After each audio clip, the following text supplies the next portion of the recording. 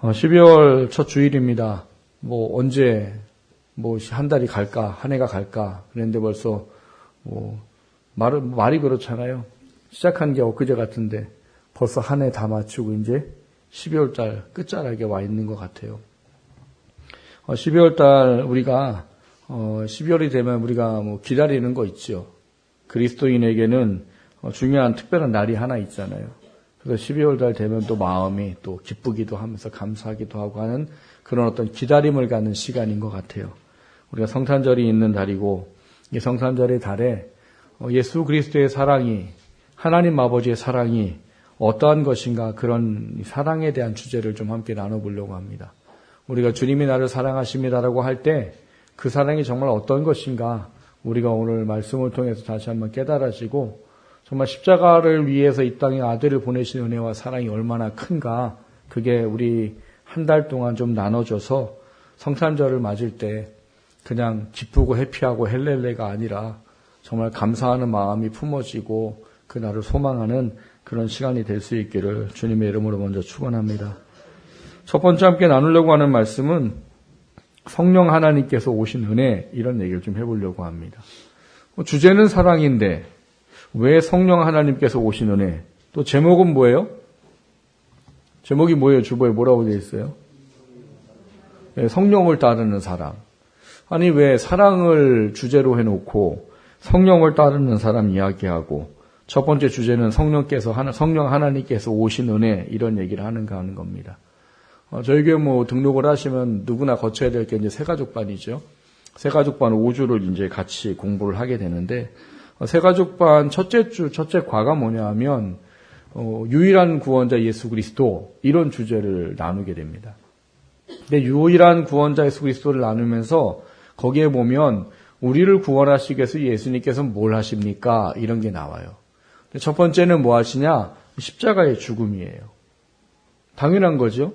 예수님 우리를 위해서 십자가에 죽으신 죽음이 있어야지만 우리가 대속의 은혜를 받으니까. 근데 거기까지만 이해하는 경우들이 많아요. 근데 조금 더 아시는 분들은 우리의 구원을 위해서 예수님이 또 하신 게 있다라는 걸 압니다. 그게 뭐냐 하면 부활의 승리예요. 예수님이 죽고 부활하지 않으면 우리도 부활을 못합니다. 예수님은 내가 죽었다 다시 살아나는 것이 너희들에게 증거가 되고 증명이 된다라고 예수님께서 부활하셨기 때문이에요. 근데 거기까지도 알아요. 근데 세 번째는 잘 이해를 못하시는 분들이 많으세요. 뭐냐면 예수님이 승천하시는 것이 우리의 구원을 위함이다라는 것을 잘 이해 못하는 경우들이 많아요. 거기에는 또 세 가지의 내용이 들어가 있어요. 어떤 내용이 들어가 있느냐? 첫 번째는 성령을 보내주신다. 두 번째는 중보기도를 하신다. 세 번째는 처소를 예비하고 다시 오신다. 이게 승천하신 하나님이, 예수님이 우리를 위해서 지금 구원을 위해서 하시는 일이라고 말해요. 자세한 내용은 새가족반 오시면 됩니다. 그때 아시면 되시고요. 오늘 우리가 할 거는 승천하신 예수님이 왜 승천하시는 게 우리의 구원을 위한 것이냐라는 문제예요. 그건 다른 게 아니라 요한복음 14장에 또 다른 보혜사를 내가 가야 아버지가 보내주신다. 그 보혜사가 오실 때 내가 너에게 가르친 말들이 너희들에게 다 깨달아 알게 될 것이다. 이런 이야기를 하십니다. 그러니까 예수님이 안 가시면 성령님이 안 오셔요. 부활하신 예수님이 그냥 우리랑 쭉 살면 오병이어의 기적을 나타내고 이런 거 하면은 우리에게 더 좋을 것 같지만 아니라는 말이에요. 그분이 어떻게 해요? 가셔야 성령이 다시 오시는데 성령이 다시 오실 때 우리에게 놀라운 일이 있단 말인 겁니다. 지난달에 우리가 제자에 대한 이야기를 살펴봤었어요. 한 달 동안 제자가 뭡니까? 이런 이야기를 주제로 살펴봤는데 제가 그런 말씀을 드렸습니다. 예수님이 살아계실 때 제자는 이름만 제자였지 제자가 아니었습니다라고 말씀을 드렸어요. 왜요? 제자는 부르신 이유가 있어요. 목적이 있어요. 근데 그 이유와 목적을 그 사람들은 몰랐습니다. 언제 그 사람들이 제자가 됐다라고 말씀했나요? 목사님 한 달 전 얘기를 물어보시면 안 되죠. 어떤 때 제자가 됐어요? 오순절 마가다락방에 성령이 임한 그때에 비로소 제자가 됐습니다. 왜요? 예수님이 그들을 부른 건 예수님을 세상에 전하고 알리고 제자를 삼도록 하기 위한 것 때문에 예수님께서 내가 너희를 사람을 낳는 어부가 되게 하리라라고 불렀기 때문이에요. 그런데 공생의 3년 기간 동안은 이 제자들이 뭐에만 초점되어 있어요. 예수님이 왕이 되면 내가 높은 자리를 차지하리라. 그래서 맨날 뭐 했다고 그래요? 길거리 가면서 네가 높으냐 내가 높으냐로 싸우고, 또 한 번은 또 예수님의 친척인 또 이모가 오셔가지고 당신이 왕이 될 때 내 아들 하나는 오른편에 내 하나는 왼편에, 그랬더니 그 다음 어떻게 됐어요? 엄마까지 불러가지고 그 막 싸우잖아요. 예수님과 3년 동안 다녔어요. 같이 먹고 이야기를 듣고 다른 사람에게는 가르쳐주지 않는 말씀의 비유를 해석까지 해주고, 그런데 그럼에도 불구하고 제자들은 예수님의 제자가 아니었습니다. 그런데 성령이 임하시고 나서는 모든 게 밝게 알아졌지요. 그때 그분이 뭘 말씀하셨는지. 그게 지금 우리한테는 너무나 큰 은혜인 겁니다. 왜요? 2000년 전에 예수님 보셨어요? 그분이 뭘 했는지 우리가 어떻게 알아요? 기껏 알 수 있는 건 성경을 통해서잖아요. 근데 이 책을 읽고 여러분 인생이 뒤바뀌고 구원의 은혜를 알고 영적인 세계를 알고 사후 세계를 알고 하나님을 알고 예수님을 알 수 있는 건 예수님이 승천하시고 보혜사 성령이 오셨기 때문에 가능한 겁니다. 그러니까 지금 우리들이 예수님을 믿고 구원받았다는 이 모든 것을 가능케 하는 건 성령이 오셨기 때문이에요. 제가 왜 오늘 성령의 이야기를 말씀을 드리는가 하면, 오늘 우리가 읽은 로마서 8장을 신학적인 이야기를 할 때 별명을 붙여놓은 게 있어요. 로마서 8장이 무슨 장인지 혹시 아십니까? 이쯤 되면 눈치를 채셔야죠. 제가 지금 뭐 얘기했어요, 지금까지? 그렇죠. 로마서 8장이 신학자들이 이야기하는 성령장이에요. 근데 오늘 본문에도 그렇고 여기 보면 우리가 생각하고 기대하는 성령의 이야기는 별로 없습니다. 오히려 우리가 생각하는 성령장은 로마서 12장이나 고린도전서 12장이나 에베소서 4장이어야 돼요. 거기가 뭐가 나와요? 성령으로 말미암아 은사들이 이런 은사들이 주어진다. 이런 말씀이 기록되어 있단 말이에요. 근데 저희들은 그거를 은사장이라고 말하고 성령장은 로마서 8장을 이야기합니다. 그럼 왜 그러면 로마서 8장을 성령장이라고 말하느냐? 이거를 이해하기 위해서 로마서 7장을 이해하셔야 돼요. 우리가 다 읽을 수는 없지만 로마서 7장을 좀 제가 잠깐 설명을 드려보면, 로마서 7장은 제가 이름을 붙이면 이럴 것 같아요. 절망장. 근데 로마서 7장을 절망장이라고 말하는 사람은 없어요. 왜요? 그런 목적으로 쓴 게 아니기 때문입니다. 로마서 7장은 어떤 얘기가 있는가 하면 우리가 위로를 받을 만한 이야기들이 많아요. 여러분, 사도 바울이 어떤 사람이에요? 복음을 위해서 죽을 고비를 넘기는 사람이요, 파선을 몇 번 한 사람이요, 40에 하나 감한해를 몇 차례 맞은 사람이요, 죽은 줄 알고 내던졌는데 다시 살아나가 또 복음을 전하러 간 사람이요, 복음을 전하는 동안 배고프고 춥고 강도의 위험을 만나고 뭐 이런 일을 한 사람이 사도 바울이에요. 심지어는 그가 얼마나 성령에 충만하고 능력이 많았든지 그가 쓰던 손수건을 가지고 아픈 사람한테 덮으면 목까지 일어났대요. 병이 낫기도 했대요. 사도 바울 보면 참 저는 목회자는 부러운 거죠. 그의 어떤 능력 면에도 그렇겠지만 그거보다 그가 하나님을 향한 사랑하는 마음과 하나님을 위한 그 일생을 헌신하는 마음이 목회자인 저한테는 굉장히 부러운 것 중에 하나입니다. 근데 그런 사도 바울이 로마서 7장에 이런 얘기를 해요. 18절 19절에 보면 내 속 곧 내 육신에 선한 것이 거하지 아니하는 줄을 아노니 원함은 내게 있으나 선을 행하는 것은 없노라. 내가 원하는 바 선을 행하지 아니하고 도리어 원하지 아니하는 바 악을 행하는도다. 누가요? 사도 바울이 뭐라고 얘기해요? 내가 선을 원하는 마음이 있는데 내가 이 선을 원하는 마음과는 다르게 내가 선을 행하지 못하는, 오히려 원하지 않는 악을 행하는 나를 본다, 이렇게 말해요. 그리고 22절부터 24절까지 보면 내 속사람으로는 하나님의 법을 즐거워하되 내 지체 속에 한 다른 법이 내 마음의 법과 싸워 내 지체 속에 있는 죄의 법으로 나를 사로잡아가는 것을 본도다. 내 안에 뭐가 있대요? 하나님의 법. 내가 하나님을 사랑해야 되고 하나님의 뜻을 지켜야 되고 이 법이 있다는 거예요. 그런데 또 하나의 법이 있대요. 어떤 법이 있대요? 죄의 법. 근데 이 죄의 법과 하나님의 법이 싸우면 하나님이 법이 이기면 좋은데 늘 뭐가 이기더래요? 죄의 법이 이겨가지고 나를 죄의 법 아래로 사로잡아 간답니다. 누가요? 사도 바울이. 그리고 마지막 24절에 이런 얘기를 해요. 오호라 나는 곤고한 사람이로다. 이 사망의 몸에서 누가 나를 건져내랴. 꼭 우리 보는 것 같죠? 여러분 마음속에 예수님 믿으면서 예수님 말씀대로 살고 싶지 않은 분이 계십니까? 다 예수님 말씀대로 살고 싶어요. 근데 내 안에 뭐가 있어요? 육신의 법, 탐심, 욕망, 죄악, 하나님이 원하지 않는 이게 있어가지고 요 놈이 자꾸 뭘 해요? 자꾸 내가 하나님 말씀대로 살고 싶은 거를 쳐서 못하게 자꾸 만들어요.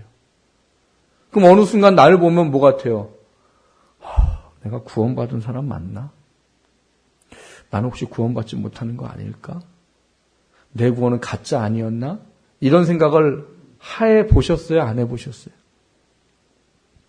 안 해보셨어요? 나만 해봤어요? 난 안 해봤어요. 죄송하지만.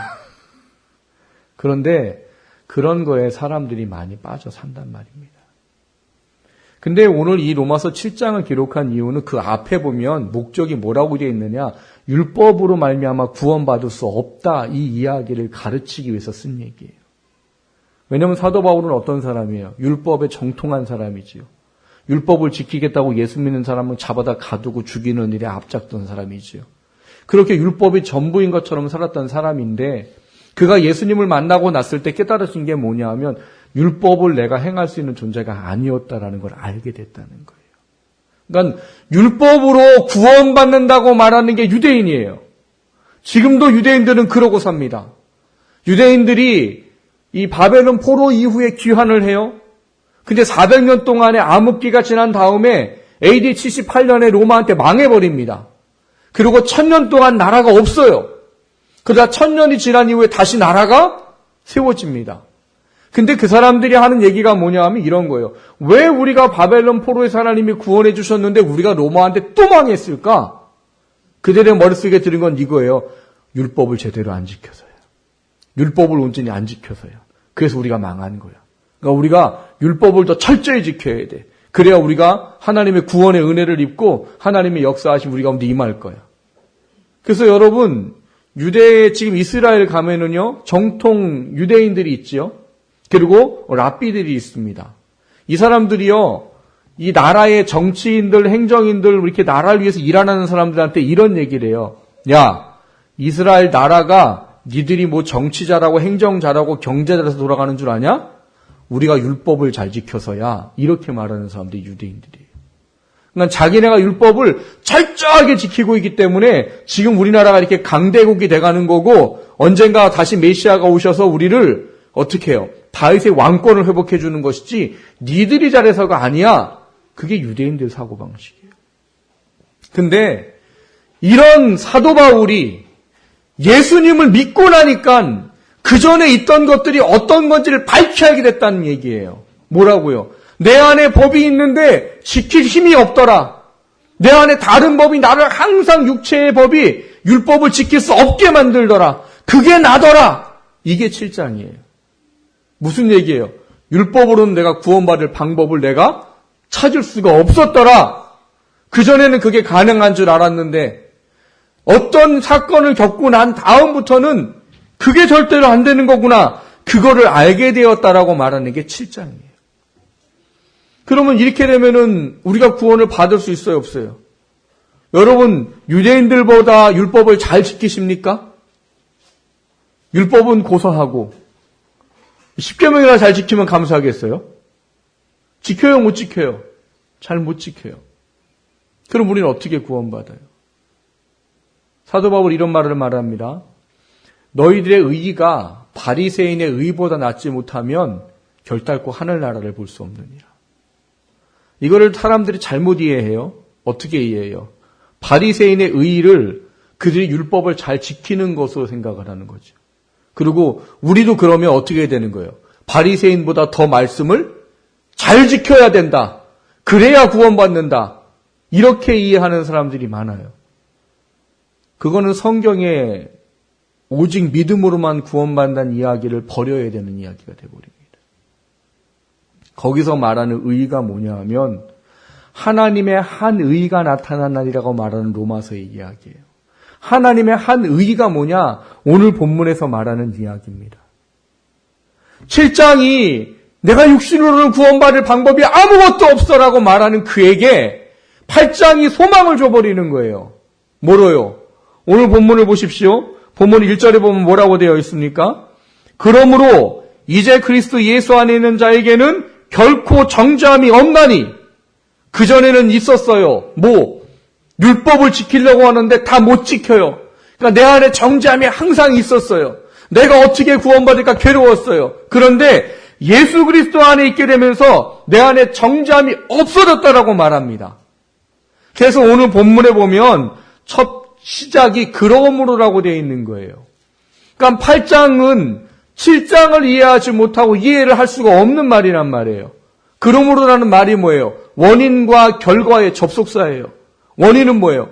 내가 율법을 지키려고 애쓰고 노력하고 해봤지만 내 안에 육체의 법이 있어가지고 맨날 내가 육체에 지고 내가 구원받을 수 없는 것 때문에 이 사망의 골짜기에 있는 것 같아하고 누가 나를 건져니까 이 마음의 괴로움 때문에 살고 있었다. 그런데 뭐 했다는 거예요? 예수 그리스도로 말미암아 내 안에 정죄함이 없어졌고 2절에 보면 예수 안에 있는 생명의 성령의 법이 죄와 사망의 법에서 너를 해방했다라고 말해요. 어떤 우리를요? 어떤 것을 해도 구원받을 수 없는 우리를 100% 말씀을 지켜 구원받을 수 없는 우리를 오직 예수 그리스도를 믿음으로만 말미암아 성령이 깨닫게 하시는 그 믿음의 은혜가 우리를 죄와 사망의 법에서 해방했다라고 말한단 말이에요. 그 3절에 보면 뭐라고 말합니까? 율법이 육신으로 말미암아 면역하여 할 수 없는 그것. 그게 뭐예요? 내가 다 지키지 못하는 것. 근데 그거를 뭐 했다고요? 하나님은 하신대요. 어떻게 하셨대요? 죄로 말미암아 자기 아들을 죄에 있는 육신의 모양으로 보내어 육신의 죄를 정하사 죄를 뒤집어 쓰게 하사 이런 말이에요. 뭘 하셨다고요? 우리의 죄를 아들 예수 그리스도를 보내어 그에게 우리의 죄를 다 뒤집어 씌우게 하시고 그를 뭐 했다고요? 십자가에 달려 죽게 하심으로 우리의 죄를 구원하셨다는 거예요. 근데 이거를 누가 알게 해줘요? 성령 하나님이에요. 예수님이 안 가셨으면은요, 지금 아무도 예수를 믿을 수 없는 겁니다. 근데 예수님이 가시고 하나님이 보혜사 성령을 보내주셔서 절대 믿지 못하고 깨닫지 못하는 이 말씀이 내 마음속에 들어와 믿게 되어진단 말이에요. 교회에 보면 정말 가끔 아무것도 모르는 초신자가 오는 경우들이 있어요. 저희 교회도 그런 분들이 계셔요. 근데 그분들이 왔을 때 이 새가족반을 하나하나 하면서 그분들의 놀라운 고백을 들어요. 당신 안에 성령이 있는 줄 어떻게 압니까? 했더니 어떤 분이 이렇게 얘기하더라고요. 내가 지금 예수님 믿잖아요. 이게 이해가 가세요? 저처럼 모태신앙이나 오래 어려서부터 신앙생활하는 사람 잘 이해 못해요. 그런데 예수님을 인격적으로 만났다든지 아니면 믿지 않던 우리들이 예 성령으로 말미암아 믿음으로 변화된 역사를 경험한 사람 이게 뭔지를 알아요. 그 얘기가 뭐예요? 라고 물어봤더니 그분이 그전에는 자기 주변에서 예수 믿으라고 전도하는 사람이 많았대요. 직장 가운데는 두 부부가 5년 동안 자기를 전도했대요. 근데 자기가 뭐라고 한 줄 아세요, 목사님? 뭐라고 했어요? 너나 믿어라! 이랬다는 거예요. 너나 천국 가고 너나 믿어라. 나한테 말하지 마. 야, 원치도 않는 걸 왜 자꾸 나한테 얘기하자고 하지 말라고. 그게 자기였대요. 근데 지금 자기가 그분들이 하고 있는 삶을 살고 있더래요. 그 사람들이 맨날 그런 얘기하는데 뭐 잘 돼도 하나님 때문이고 안 돼도 하나님만 바라봐야 되고 그분이 그랬대요. 아유, 귀에 걸면 귀걸이고 코에 걸면 코걸이냐?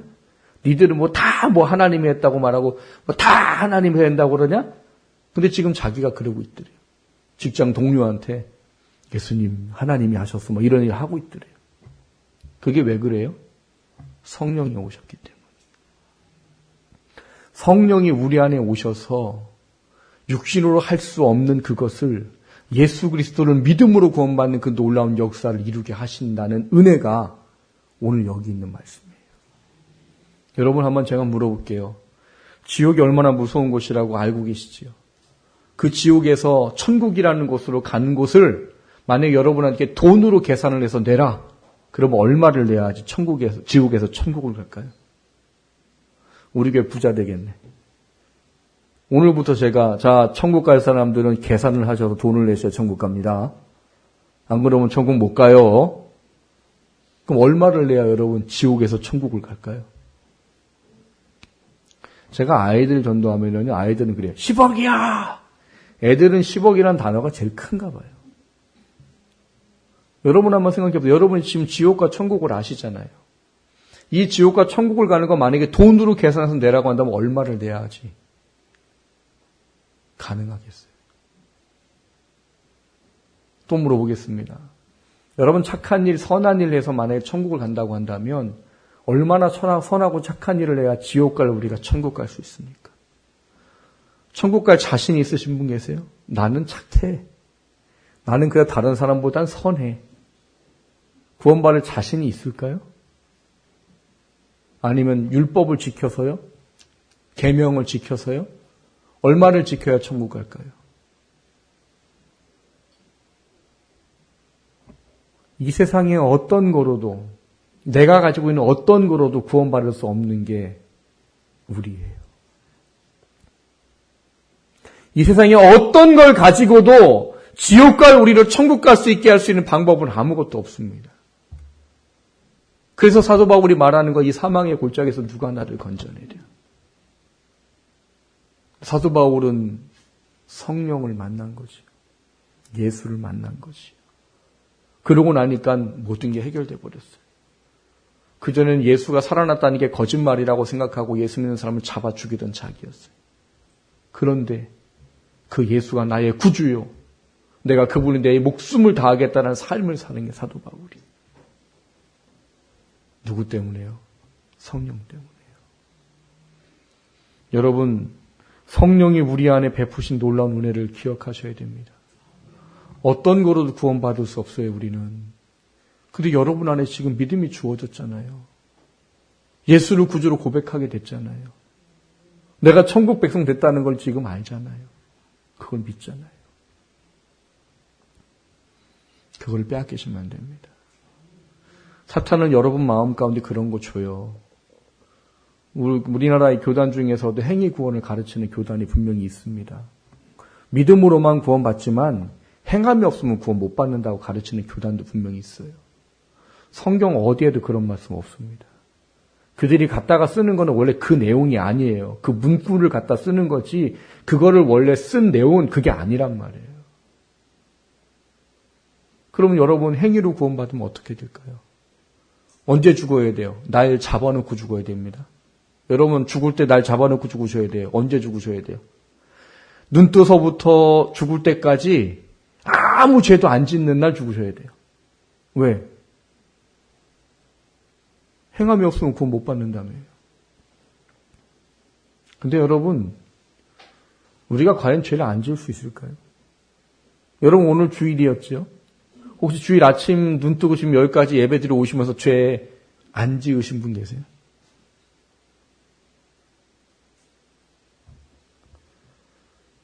죄로 자유할 수 없는 게 우리예요. 행함으로 구원받을 수 없는 게 우리예요. 그래서 오늘 본문에 성령의 생명의 법이라고 말하는 거예요. 생명의 성령의 법이 뭐예요? 육신으로 할 수 없는 그것을 아들 예수 그리스도 십자가에 죽게 하심으로 그분을 믿는 모든 자에게는 구원을 주시겠다는 게 생명의 성령의 법이에요. 근데 왜 자꾸 거기다 행위를 집어넣으려고 그래요? 그리고 사탄은 그걸 가지고 뭘 할까요? 야, 너 이것도 못하네. 네가 무슨 구원을 받겠냐? 이런 얘기 하잖아요. 제가 아까 처음에 그렇게 물어봤지요. 여러분, 이 죄 때문에 내가 구원 받을 수 있을까? 예전 같으면 구원 받을 것 같은데 지금 만약에 죽으면 구원 받을 수 있을까? 그건 누가 주는 생각이에요? 사탄이 주는 생각이에요. 성경은 우리가 로마서 8장을 이제 살펴보면 뒤에 또 배우시게 되겠지만 환난이나 기근이나 적신이나 위험이나 칼이나 이 세상 어떤 피조물도 그리스도 예수의 사랑에서 끊을 자가 없다고 말하는 거예요. 행위 구원자들은 그렇게 말합니다. 우리가 행함이 없으면 구원이 흐려질 수도 있다. 구원이 취소될 수도 있다. 구원이 아니다. 이렇게 될 수 있다라고 그들을 그렇게 가리켜요. 그러니까 뭐 하라고요? 열심히 믿음 생활하라고. 헌금 열심히, 예배 열심히 하라고. 그래야 구원받지. 안 그러면 구원이 제외되고 뭐 흐려지고. 성경에 그런 얘기 없어요. 그들이 성경을 잘못 이해하는 거예요. 한 번 받은 구원은 절대 취소되지 않습니다. 왜? 행함으로 받은 게 아니니까. 오늘 본문에 뭐라고 말해요? 행함이 아니고 오직 성령의 법으로만 말미암아 구원받는다고 명확하게 이야기하고 있기 때문이에요. 우리가 뭘 해서 구원받겠어요? 여러분 구원 앞에 당당하셔야 됩니다. 사단이 우리 마음에 그런 마음 줄 수 있어요. 내가 연약해서 순종하지 못해서 믿음이 부족해서 그럴 때 사단이 내 마음속에 네가 무슨 구원을 받냐? 그런데 하나님은 우리를 구원하셨습니다. 그걸 붙잡으셔야 되는 거예요. 확신했던 것이 의심이 될 수도 있어요. 하지만 하나님은 그 의심을 반드시 확신으로 다시 바꾸십니다. 왜요? 그게 성도의 견인이에요. 끝까지 구원받도록 하시는. 오늘 성령이 우리 안에 사랑이라는 은혜를 어떤 의미를 주셨는지 돌아보셔야 됩니다. 어떤 거로도 우린 구원받을 수 없어요, 여러분. 오직 예수 그리스도를 믿음으로만 구원받는 거예요. 그거는 단 한 번의 명확한 하나님의 은혜요. 우리가 이후로 연약해서 불순종한다 할지라도 절대 흐려지거나 빼앗겨지거나 없어지지 않습니다. 그 구원의 확신을 붙잡으시기를 주님의 이름으로 축원합니다. 두 번째로 나누고자 하는 것은 이 성령의 은혜를 받은 삶이 뭐냐 이런 거예요. 제가 이런 설교를 하다 보면요, 사람들이 착각하고 오해하는 분들이 계세요. 구원받으면 절대로 구원이 없어지지 않으면 이제 됐네. 이제 마음대로 살아도 되겠네. 오늘 본문에는 이런 이야기를 합니다. 육신의 생각은 사망이요, 영의 생각은 생명과 평안이다. 물론 구원에 대한 이야기예요. 그런데 7절과 8절에 보시면 육신의 생각은 하나님과 원수가 되나니 이는 하나님의 법에 굴복하지 아니할 뿐 아니라 할 수도 없습니다. 육신에 있는 자들은 하나님을 기쁘시게 할 수 없느니라라고 말합니다. 이 말은 뭐냐? 행위로 구원받는 얘기가 아니에요. 우리가 구원받은 하나님의 자녀라면 더 이상은 육신에 우리의 삶을 내어주지 않아야 된다라는 거예요. 여러분 구원받았다는 것은 나 구원받았으니까 천국 가니까 끝났다. 이제 내가 육신은 내 마음대로 아무렇게 살아도 되는구나. 아니에요. 여러분 하나님은 우리를 구원하기에 뭘 하셨다고 그랬어요? 아들을 십자가에 달려 죽도록 우리를 사랑하셨어요. 근데 그런 사랑을 입은 우리들이 그분을 사랑해야 된단 말인 거예요. 근데 그분을 사랑하려면 우리에게 제시하신 게 너가 나를 사랑한다면 나의 계명을 가지고 지켜라. 그럼 너가 나를 사랑한 줄 내가 확신하마. 사랑의 문제예요. 여러분 구원받은 우리들에게는요. 구원받은 하나님이 원하시는 기뻐하시는 삶이 있습니다. 이 기뻐하시는 삶을 놓쳐버리기 때문에 많은 사람들이 우리를 구원하신 그 놀라운 은혜를 잊어버리고 사는 거예요.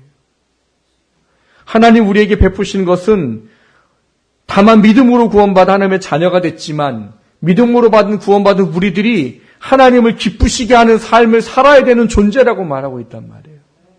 이거를 위해서는 육신으로부터 우리의 삶을 이제 벗겨나와야 된다는 거예요. 여기 말하는 육신은 사실은 믿지 않는 사람을 이야기하는 겁니다. 믿지 않는 그 전의 사람들은 구원이 없어요. 그런데 우리는 구원이 있단 말이에요.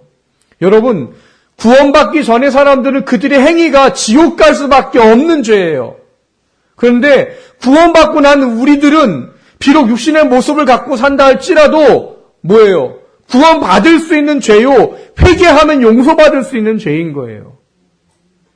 근데 하나님은 구원받은 우리들이 육신에 있어서 하나님을 기쁘시게 하는 삶을 살지 못하는 삶으로부터 우리가 돌아서기를 원한다고 말하는 겁니다. 여러분 어떤 구원을 받았어요? 어떤 은혜를 받았습니까? 내가 뭐로도 해결할 수 없는 것을 우리는 거저 값없이 예수를 믿는 성령의 깨달음을 주신 것 때문에 구원받았잖아요. 근데 그렇게 구원받은 우리가 나를 사랑하시는 그분이 원하는 것을 해야 되는 것은 마땅한 일인 거예요. 그리고 하나님은 그것을 우리 삶에 기대하고 계신다는 겁니다. 그걸 통해 하나님이 우리 가운데 또 다른 은혜를 허락하신다고 말씀하시는 거예요. 사랑하는 성도 여러분, 하나님의 사랑을 다시 좀 깊이 묵상하십시오. 그리고 그분이 우리에게 말하는 거예요. 육신에 지지 말아라 이제. 다시 육신으로 돌아가지 말아라. 그게 구원이 치솟는다는 얘기가 아니에요. 구원받기 이전의 삶의 모습을 살지 말라는 거예요. 왜요? 그런 삶을 가지고는 하나님을 결코 기쁘시게 할 수 없기 때문입니다. 하나님을 기쁘시게 하는 삶을 돌아보는 그런 한 달이 되시길 주님의 이름으로 축원합니다. 그것이 여러분에게 주어질 때 우리를 위해서 구원하신 십자가의 놀라운 은혜와 사랑이 우리를 더 견고하게 세워갈 겁니다. 그것을 세워가는 우리가 될 수 있기를 주님의 이름으로 축원합니다.